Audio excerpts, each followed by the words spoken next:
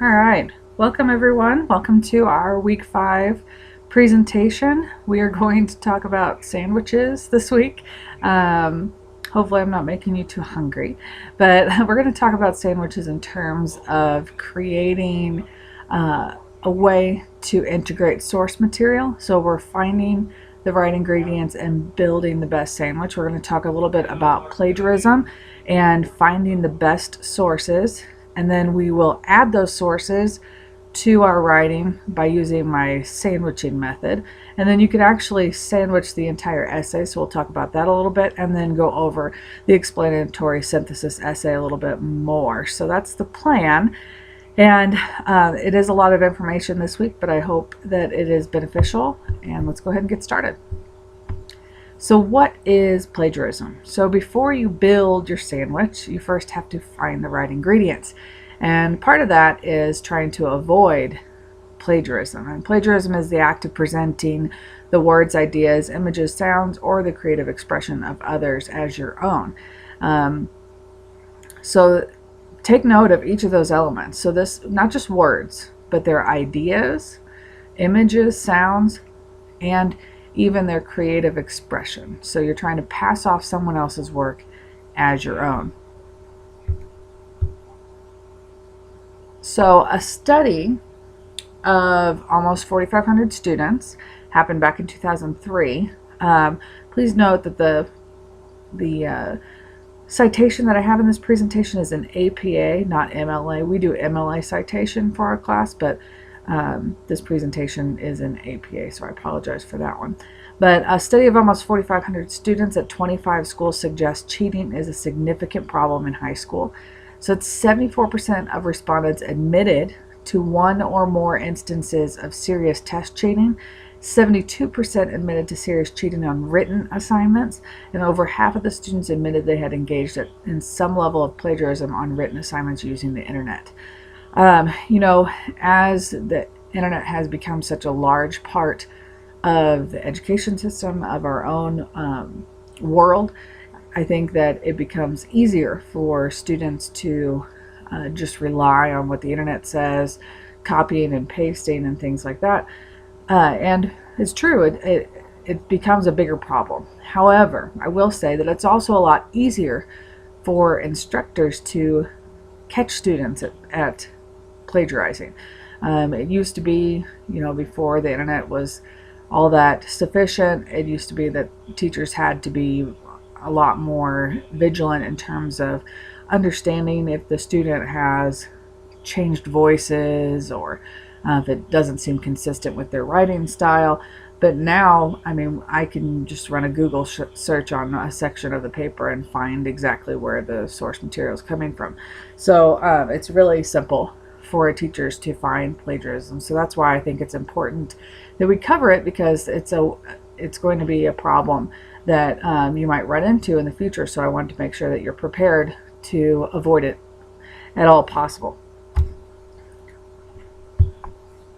So there's two types of plagiarism, and I think most instructors realize this. So there's intentional and unintentional plagiarism. Intentional would be, if you copy directly from a friend's work, or if you're buying papers. There's websites out there that you can buy a paper from. If you're cutting and pasting blocks of text from electronic sources without documenting those sources, or pulling images from the internet without citing, and basically just publishing anybody's work on your own without sharing the sources. All those are intentional, but unintentional plagiarism happens too. So this could happen if you are careless with your paraphrasing. If you just change a word or two and say that's a paraphrase, that's not correct, but it can be considered plagiarism. If you have poor documentation, meaning that you're not consistent in sharing your source information, so that could lead to plagiarism. If you quote excessively, I actually had a student one year turn in a paper. It had a quotation mark at the beginning of the paper and a quotation mark at the end of the paper, and then a citation. So the student had actually copied an entire paper, put quotation marks around it, cited it, and called it good. And that's actually not acceptable at all. It's basically turning in someone else's work as your own. So that's actually plagiarism, even though the student obviously used citation, which it just it was really crazy. Anyway, so are basically failing to use your own voice in a paper. So using too many quotes, too many paraphrases can be considered plagiarism, although I will say that that's a little bit more on the touchy side. Most instructors won't say that if you use too many paraphrases you're citing the sources correctly, then most teachers won't say that's plagiarism. They might point it out and say, hey, you're using too many paraphrases. How about put your own words in here somewhere? So anyway, those are some, we understand, and teachers understand that students mess up and that students don't intend to cheat or intend to plagiarize. I do want to say though, how are we supposed to know the difference? If you turn in a paper that has plagiarism in it, and you might have not intended to do that, but it comes across as plagiarism. So most schools, including Crowder College, have plagiarism policies and ultimately can get you removed from the school. So I think that it's very important that you pay attention to these things, and that's why this presentation is going to talk about how to integrate sources successfully. There have been real life consequences to plagiarism.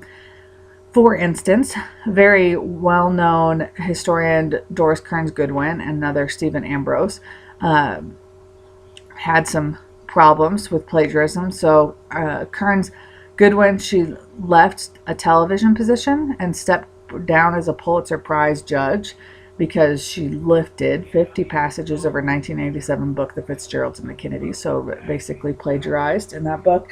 You might recognize that name because she also wrote the book that's based on the movie Lincoln.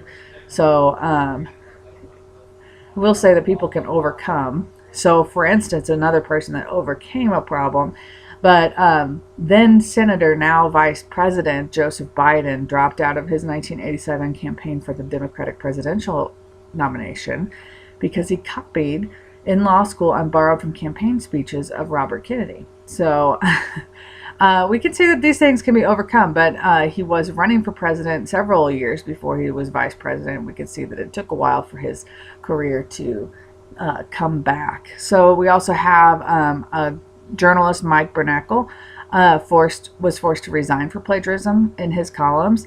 And at the University of Virginia, 45 students were dismissed, 3 graduate degrees were revoked. So students actually lost the degree that they worked so hard for because of plagiarism.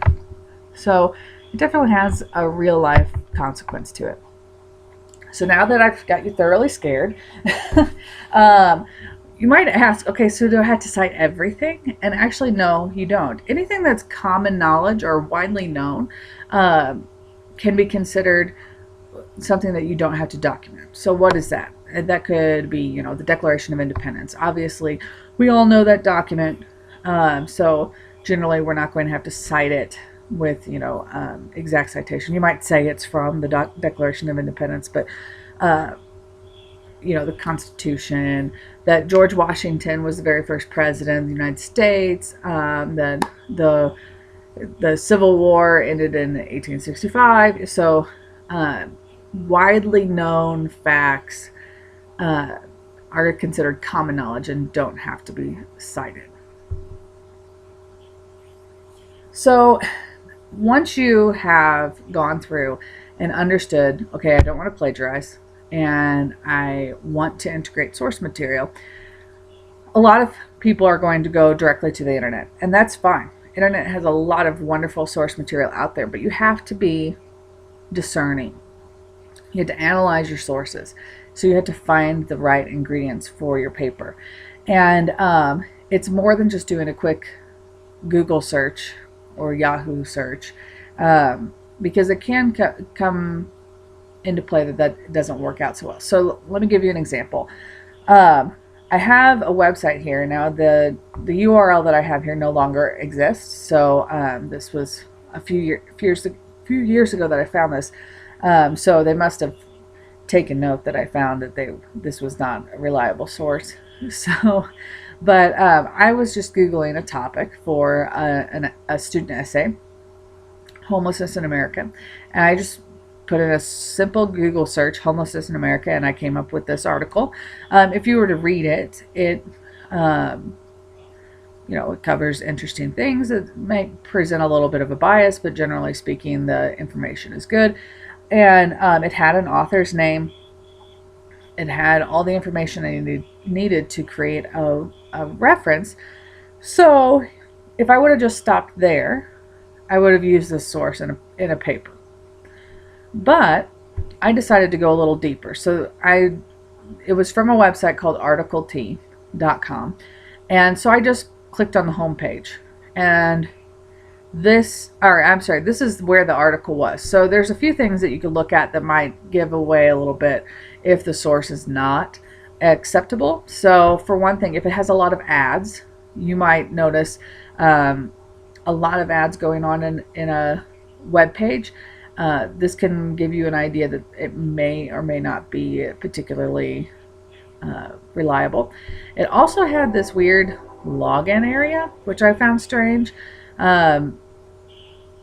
You could sign up for a login, and it wasn't a paid website like a library. So, sorry, train. So, and then at the bottom, so then I just like, okay, well, let's figure this out. So I actually went to the homepage of this website, and then I started to find some other things. This actually explains that anyone can become a member of this website and then write articles, and the website will publish them for you. So it was basically a blog kind of site putting itself off as a legitimate news source.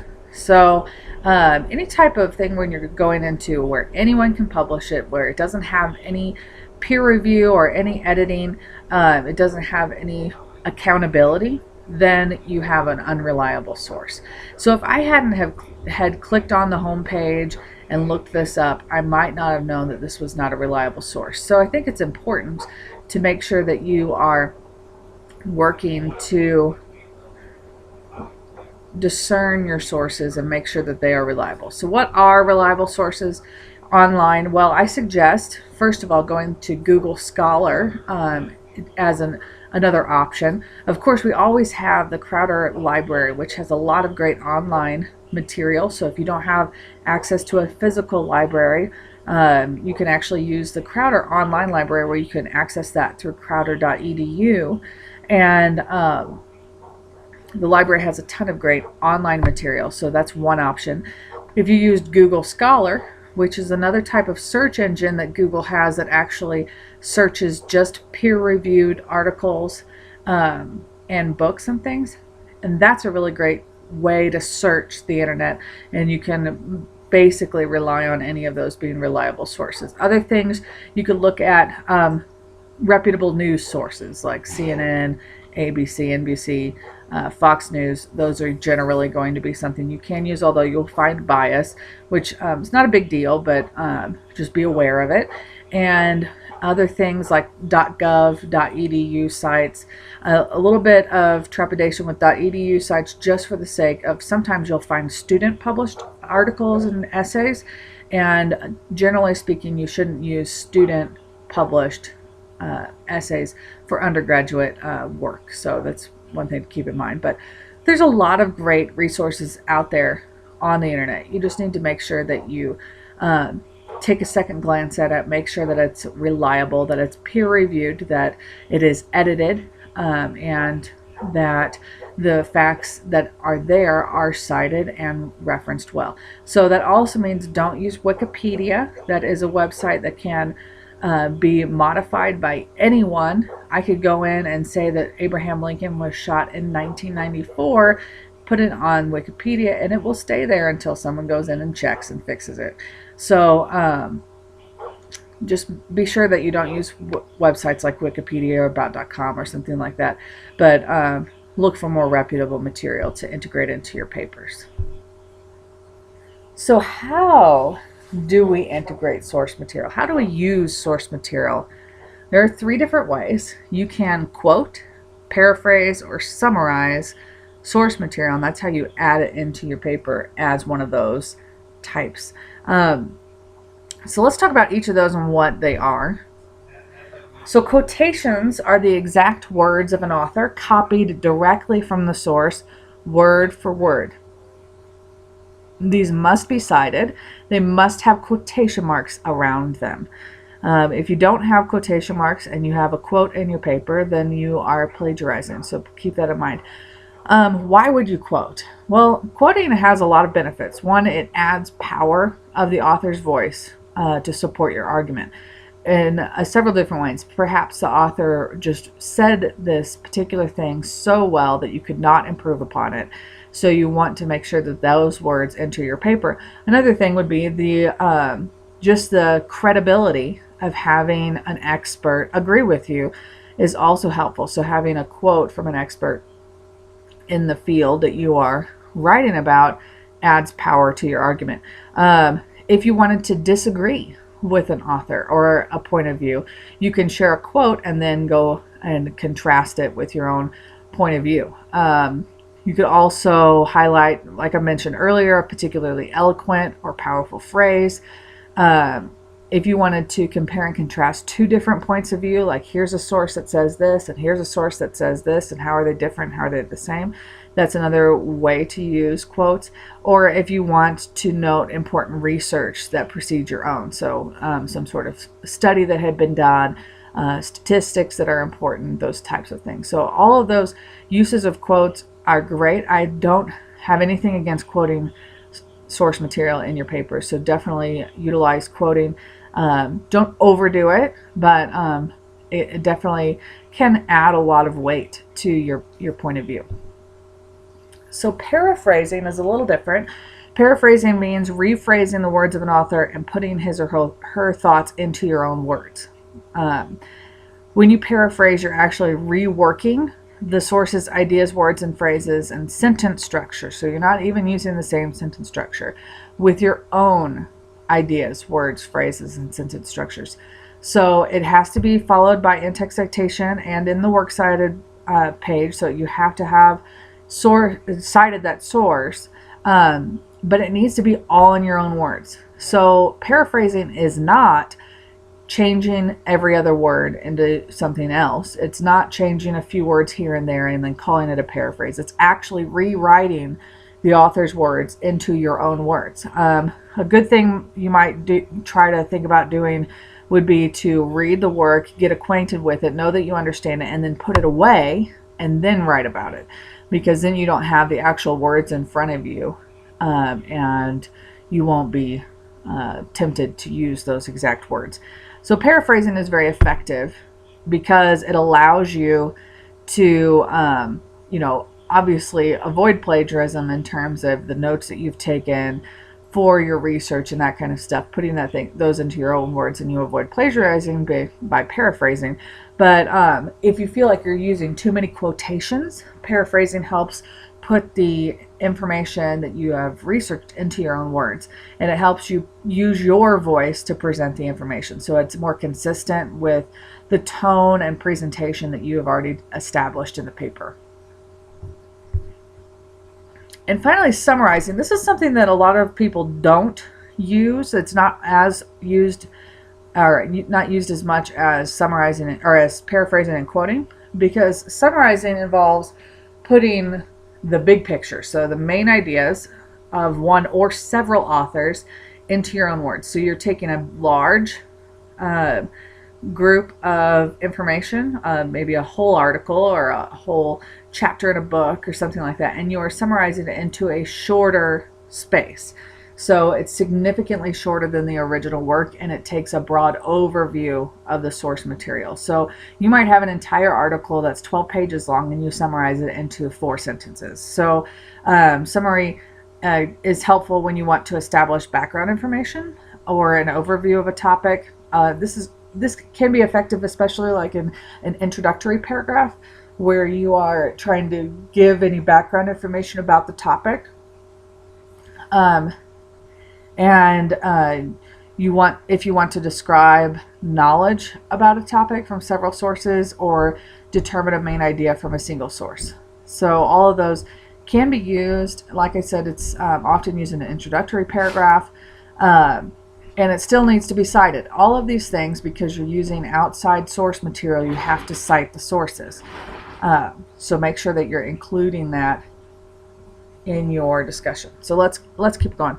So how do we sandwich? So I've already mentioned this before, sandwiching your source material. And I'm actually going to exit out of this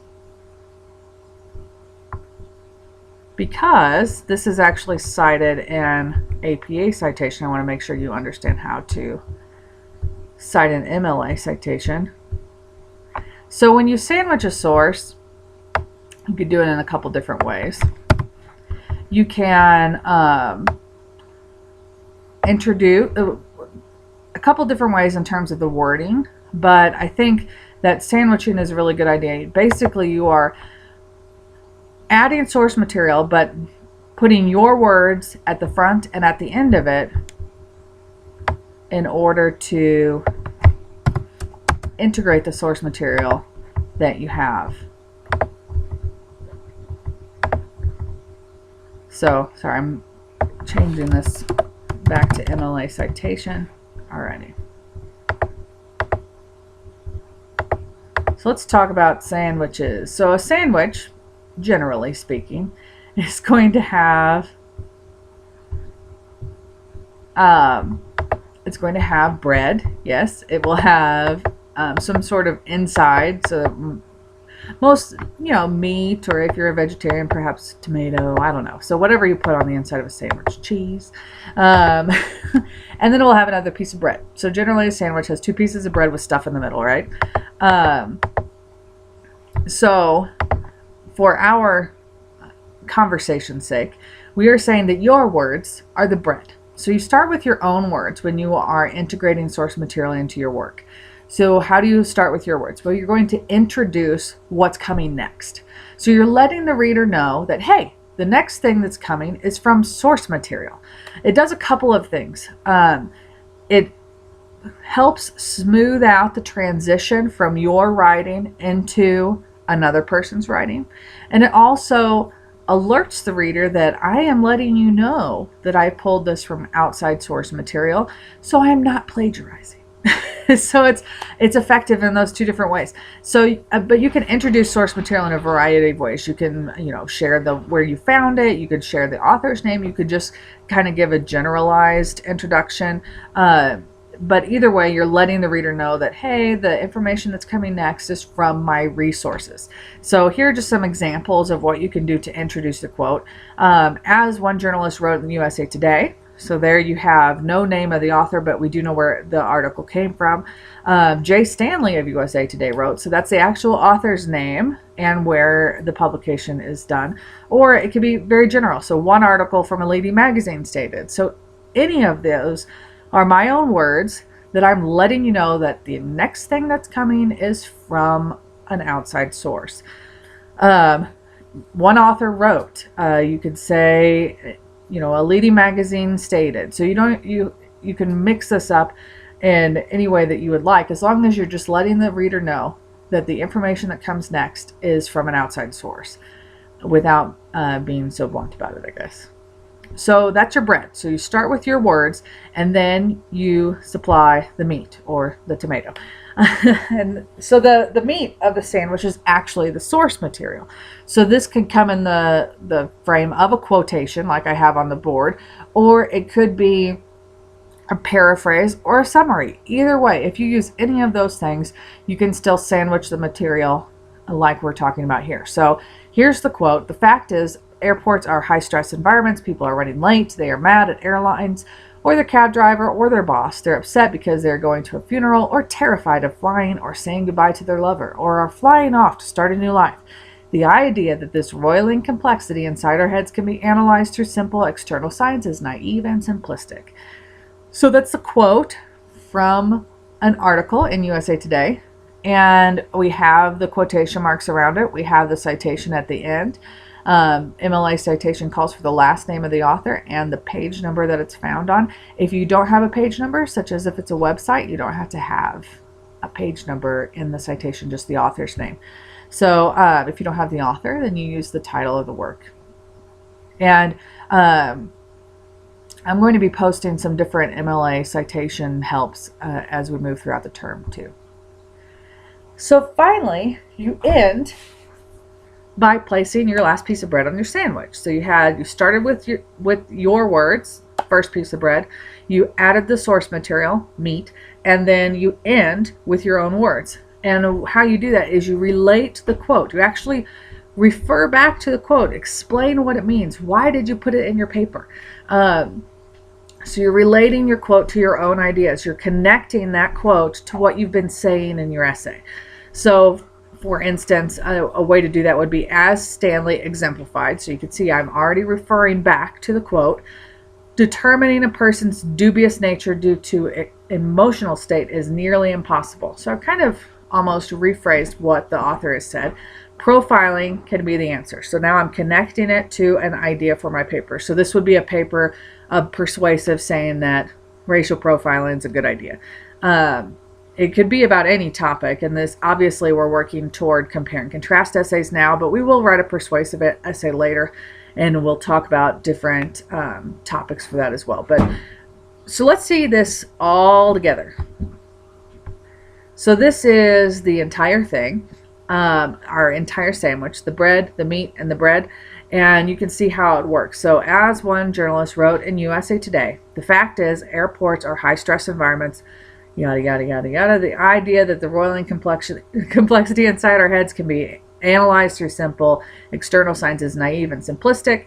As Stanley exemplified, determining a person's dubious nature due to emotional state is nearly impossible. Profiling might be the answer. So you can see that this works together. I didn't read the whole quote because I already did. But it runs smoothly together.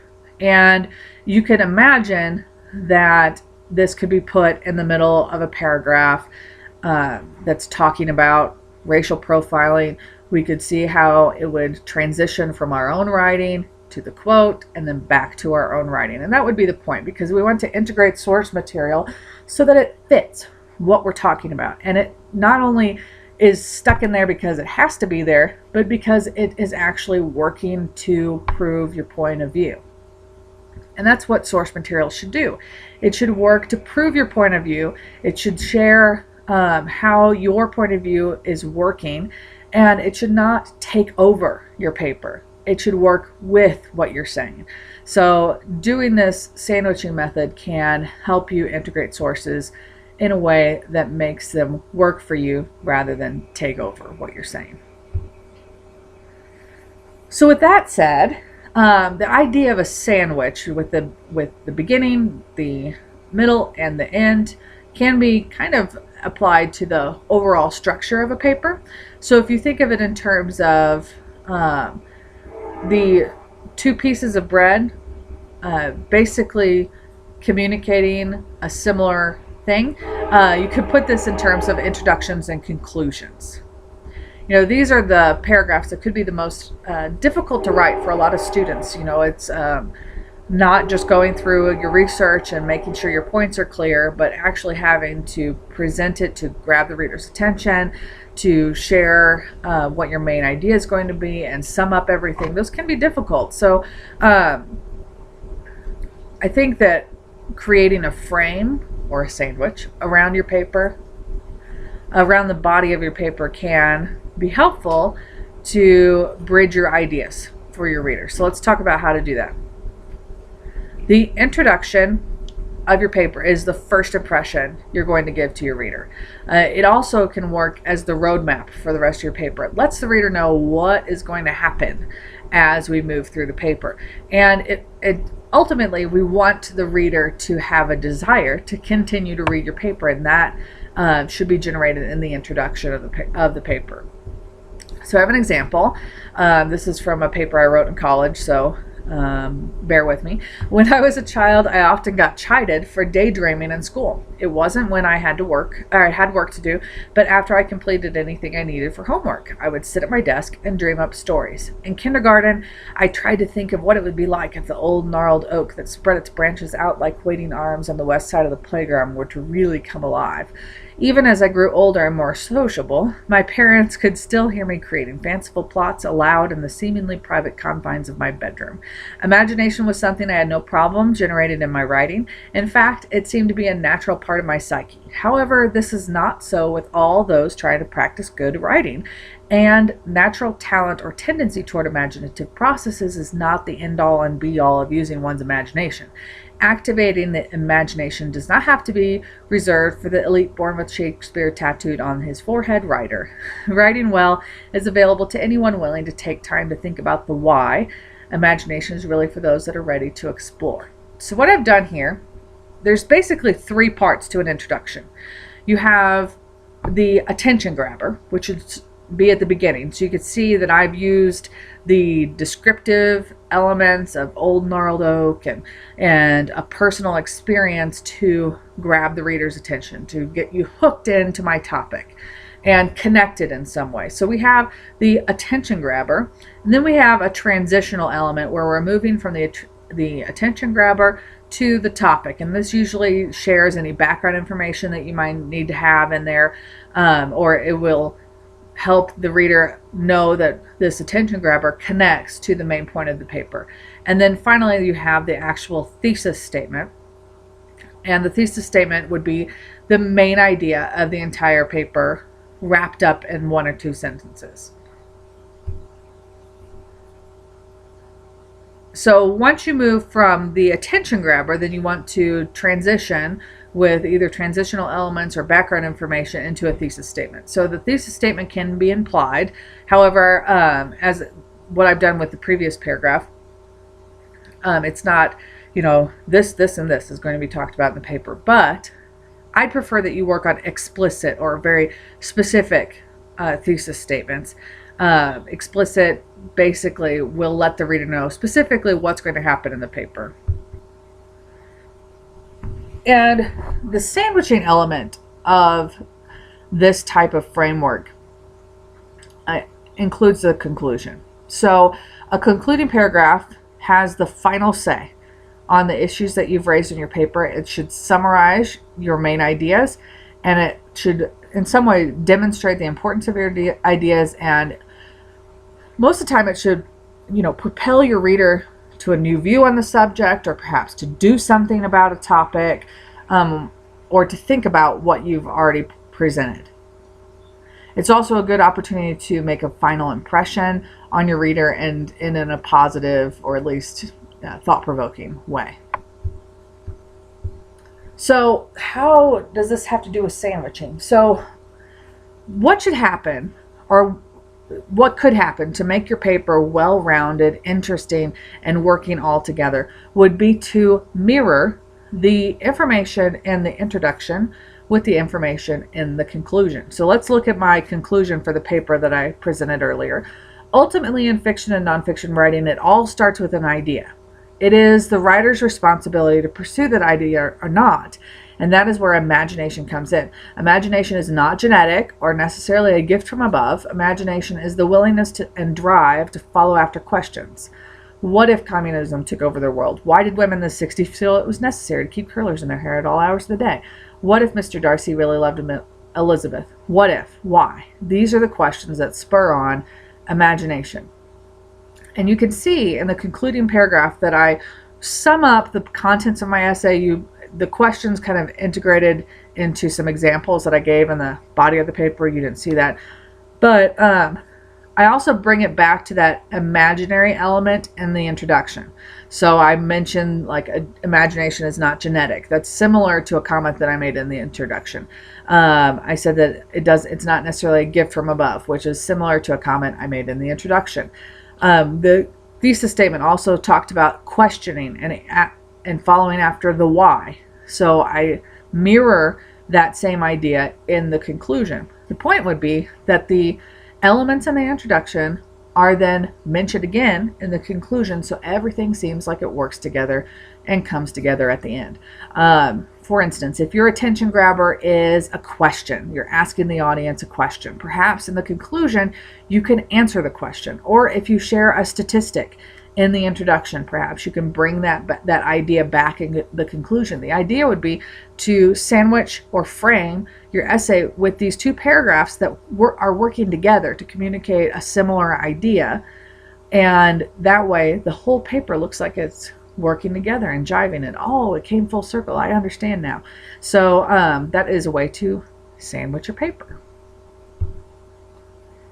So other things about concluding essays, they do not include new information. You're not going to present any new research or new main point, but they should summarize or recap the main ideas of your paper. They should restate the thesis statement, but in a new way. So don't just copy and paste. And then what I like to call put the essay to bed, or at least make your reader think about the conclusions that you've made. It's clear that the essay has come to a close. So just a little recap. We want to make sure when we're building our sandwiches that we find the right ingredients, so that's reliable source material, avoiding plagiarism. We build our sandwich, so you surround your source material with your own words and ideas, and then you can sandwich the essay with a clear introduction and conclusion. So for this week, remember that we need to read page 112 to 121 in the sequence for academic writing, because you're going to talk about those things in the discussion board this week. And make sure you respond to the discussion board. You need I've noticed some late responses coming in. Remember that I do take into account the amount of time you spend each week in the discussion board, so in your grading. So please try to respond throughout the week, not just on the last day of the week. You also need to work through Word Power Made Easy Session 27, and there is a quiz this week. I've emailed out the actual password for the quiz already. If you haven't received that email, please shoot me an email and we can get that to you. And then of course we're working toward the explanatory synthesis essay, which is due September 28th. So next week, week 6, is when we'll get into that, into turning that in. So finally, let's talk about the explanatory synthesis a little bit. I've already posted to the assignments, or to the course documents area, the description of the explanatory synthesis, but I wanted to spend a little bit of time with that now. So our textbook states that a synthesis is a written discussion that draws on 2 or more sources. And basically in this assignment, what you are called to do is explain an ethical dilemma that you have faced personally in your life. And you're going to conclude with the choice that you made. So beyond that, so thinking about, okay, when was there a time that I had a dilemma, that I had something that I was facing that had a hard choice to make, and what choice did I make? And then think about what sources did you use to determine what was right and wrong in that particular situation. So if there was a time that you were faced with, I either had to lie to make someone feel better, or I tell them the truth and risk losing a friendship because of it. That is an ethical situation in which you have to make a tough decision. And what is the right answer? And what answer did you come up with? So yes, of course, when we're going into situations like that in real life, we're not going, okay, well, let me look up a source material and see if I can connect some dots here. That's not exactly what I mean. I want you to think about, what internally do you draw upon to determine if something is right or wrong? Okay, so this could be, your religious convictions, your political convictions, the way in which you were raised, all those types of things. What determines for you what is right and wrong? Is it just the situation? And then find source material. So then you're going to do research to back up that point of view. So if you are thinking that one of the reasons why you made a particular ethical choice is because the way that you were raised, well, it might be an idea to interview your parents. Why did you raise me this way? This is the situation that I was in. What would you have said? What kind of advice would you have given? Why do you give that advice? So actually interviewing a parent, that would help you understand why they raised you the way you are. It could be that you look up parenting techniques online or at the library and determine what techniques do your parents utilize in raising you, and then show in source material how this backs up your ethical decision. So examine your thoughts, your decision-making process, and then find source material that backs that up. And you're going to explain to the audience how you reached your conclusion and use source material to back up what you're saying. That's basically what you're doing. And in a synthesis, what a synthesis does is it's taking at least two different sources, information from those two sources, and putting them together in order to draw a conclusion. So the source material, like we talked about earlier, really with the sandwiching idea, it's there to support what the conclusion is that you are making in the paper. So the essay needs to be 2 to 4 pages long. It needs to have a title page in MLA format. It needs to be Times New Roman font, 12-point font, and the margins need to be 1 inch. Like I said, I am posting MLA citation helps soon. I've already posted some example papers and the title page, so you should have a clear understanding of that. So that's really all I have for this week. It was a lot of information. I hope that it's helpful to you. These are my sources. And other than that, we'll see you in the discussion board. So thanks a lot and have a great week. So we will see you later. Bye.